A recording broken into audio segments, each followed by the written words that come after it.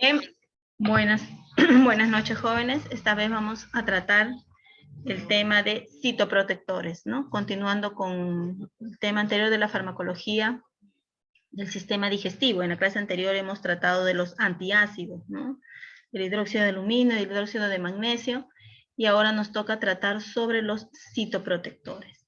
Estos citoprotectores, si desglosamos la palabra cito, es células y protector es protector de las células. Entonces estos citoprotectores también reciben el nombre de protectores de la mucosa. ¿Por qué? Porque nosotros en el estómago, como podemos observar aquí en esta imagen, tenemos una mucosa, ¿no? Una mucosa que esta cubre y protege las paredes del estómago para que no sean dañadas estas paredes por el ácido clorhídrico que segregan algunas células, ¿no? Entonces, muchas veces esa mucosa que está presente en las paredes del estómago se ve afectada de repente por nuestra mala alimentación, de repente por el estrés porque segregamos demasiados ácidos, de repente por algún tipo de enfermedad o de repente por esta bacteria que es el Helicobacter pylori que se encuentra de repente en los alimentos que ingerimos y sin darnos cuenta la pasamos pues a nuestro cuerpo, ¿no? Y se aloja acá en el estómago. Cuando esta mucosa es dañada, nosotros nos podemos dar cuenta. ¿Cuándo? Cuando vamos al baño y defecamos, botamos como una especie de un moquito blanco. No sé si ustedes habrán podido percatar o de repente si han tenido niños o bebés, han podido visualizar eso. Esos pequeños moquitos son la mucosa del estómago que ha sido dañada y ha sido eliminada por las heces, ¿no? Entonces, nosotros necesitamos proteger esas pequeñas llaguitas que se forman en nuestro estómago y necesitamos la mucosa para la protección. Pero cuando tenemos este tipo de patología, como una úlcera en el estómago o de repente una gastritis, ¿no? Que es irritación de las paredes del estómago, ya no tenemos esa mucosa y necesitamos de ella para que puedan proteger las paredes pues, del estómago. Entonces, para eso, ¿qué tenemos que hacer? Tenemos que tomar medicamentos que protejan esta mucosa que hay aquí en el estómago. Entonces, para eso nosotros tomamos los citoprotectores o protectores de la mucosa gástrica, ¿no?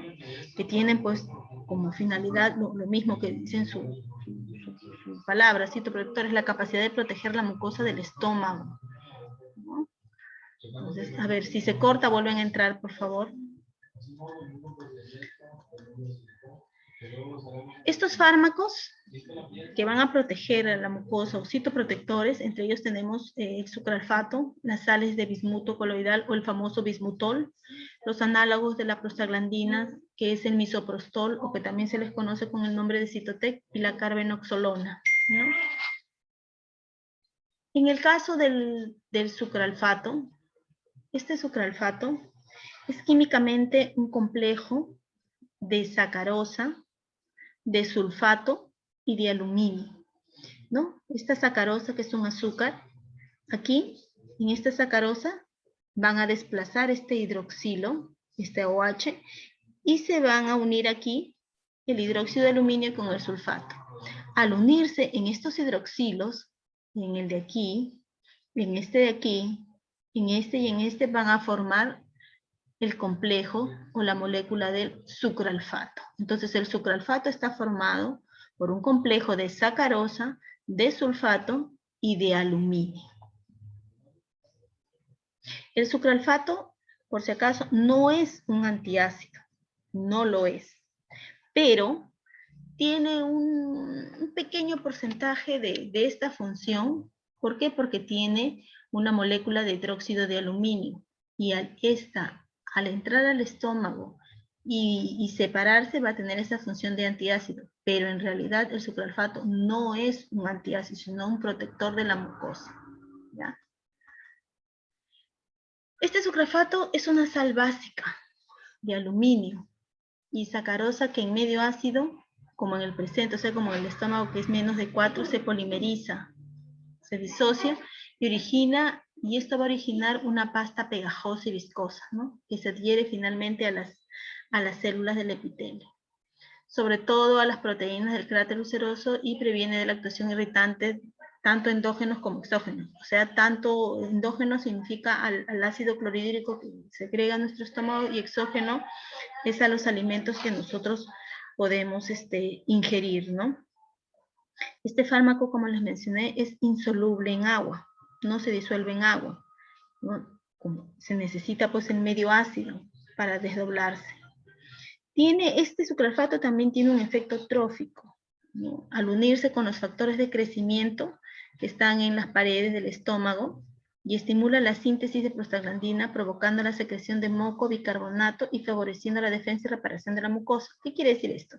Cuando se habla de que el sucralfato puede inducir a un efecto trófico, significa que va a permitir a que estas células que han sido dañadas en el estómago, ¿no? Estas células que han sido dañadas en el estómago están obviamente pues sin nutrirse, ¿no? Y permite que puedan volver a nutrir, a tener nutrientes, y pueda volver a formarse las células. Por eso es que dice que induce un efecto trófico al unirse con los factores de crecimiento. Aquí hay factores de crecimiento donde se va a poder unir este sucralfato y va a favorecer a este efecto trófico, ¿no? O sea, va a volver a nutrir esas células, va a volver a formar esas células y va a estimular la síntesis de prostaglandina. ¿Y para qué nos sirve la prostaglandina? La prostaglandina va a servir pues para provocar la secreción de moco y bicarbonato, ¿no? Entonces, tiene un efecto beneficioso. ¿En qué está indicado? Está indicado en úlcera duodenal, en úlcera gástrica, ¿no? Cuando hablamos de úlceras hay que pequeñas llaguitas. Hablamos de gastritis, cuando hay irritación en la mucosa gástrica, que no es lo mismo que una úlcera, ¿ya? Bien claro. En las dos se puede dañar, puede haber pérdida de la mucosa, pues sí, definitivamente que sí, ¿no? Después de una gastritis, si no se cura o no se cuida uno de la gastritis que pueda tener, va a conllevar a una úlcera. También está indicado en el reflujo gástrico y también en la duodenitis, ¿no? Que es una inflamación del duodeno. ¿Cuál es su farmacocinética? Que se puede administrar por vía oral. De preferencia es tomarlo, administrarlo 1 o 2 horas antes de las comidas. No, ¿por qué? Porque la presencia de alimentos pues, puede disminuir su acción, ¿no? Entonces, por eso es recomendable 1 a 2 horas antes de las comidas. ¿Se va a absorber? No. Casi no se absorbe. Si se absorbe, pues será en un pequeñísimo porcentaje de un 3 a 5%, pero no se absorbe. Entonces, queda ahí, ¿no? Para realizar su acción. Entonces, al no absorberse, esta va a ser pues eliminada casi en un 90% pues, en las heces.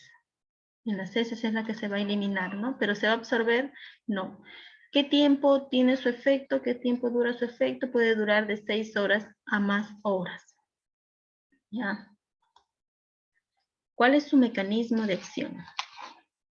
El sucralfato, cuando nosotros, en nuestra actividad normal, las células parietales que forman las paredes del estómago, estas células en especial, células parietales, van a segregar ácido clorhídrico en nuestro estómago, ¿no?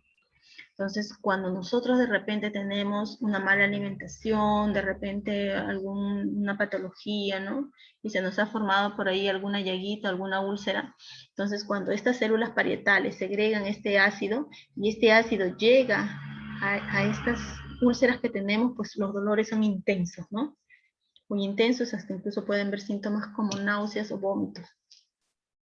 Entonces, para este caso, nosotros cuando nos administramos este sucralfato, ingresa, ¿no?, al estómago y se aloja en ellas, ¿no? Acá tenemos una, por ejemplo, se fija en las células epiteliales que han sido dañadas, ¿no?, en esta úlcera, y forma como una especie de un tapón, de un tampón, ¿no? Tapa ahí, protege, entonces ya esta úlcera, el ácido clorhídrico que viene ya no la puede dañar, está protegida, ya no puede ser dañada más esa parte del estómago.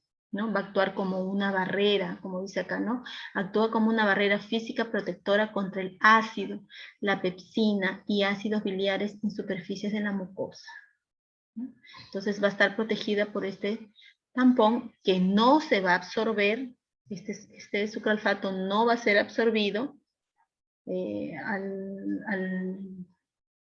a nuestro organismo, por lo tanto tampoco sufre de metabolismo, ¿no? Entonces, para que este sucralfato pueda realizar su acción en nuestro estómago y pueda formarse este tampón, ¿no? Entonces, ¿qué sucede? Necesita un pH ácido. Entonces, el pH del estómago es ácido. Entonces, cuando este sucralfato ingresa al estómago, ¿el estómago está ácido? Sí.